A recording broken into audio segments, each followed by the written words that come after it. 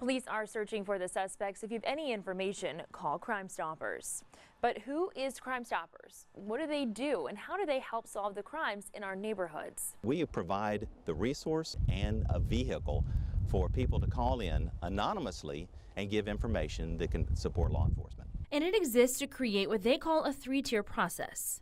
We're not successful unless we involve law enforcement, the community, and you, the media. Starting with local law enforcement reaching out when they need more information during an investigation. So what we do is obviously transmit it to you. You put it out to the public. We wait for the public to call it back into us, and we put it back into law enforcement's lab.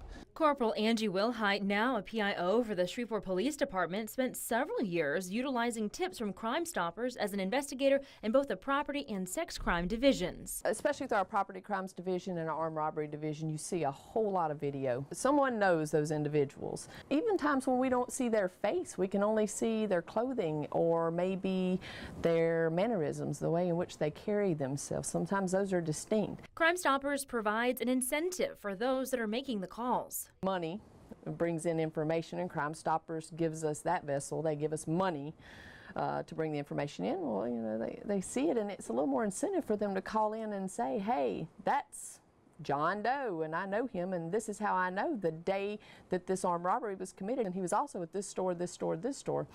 So it gives us more investigative leads so we can start our follow-up. Well, we get that information through Crime Stoppers. Hey, this is John Doe, and just before he was at the Circle K, he was at the Family Dollar right across the street. So we go and pull the video from the Family Dollar right across the street, and you see how it just catapults our investigation. Law enforcement needs our help to make our neighborhoods safer. And what we always want to make sure that people understand is that tipping is not snitching. You know, we kind of like, oh, I don't want to be a snitch. But do you want to be responsible for the safety and the welfare of your community? Well, yes, I do. Then this is how you can become involved.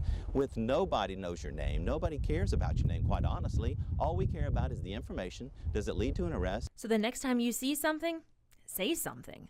For KTAL NBC 6 News, I'm Lauren Vizza.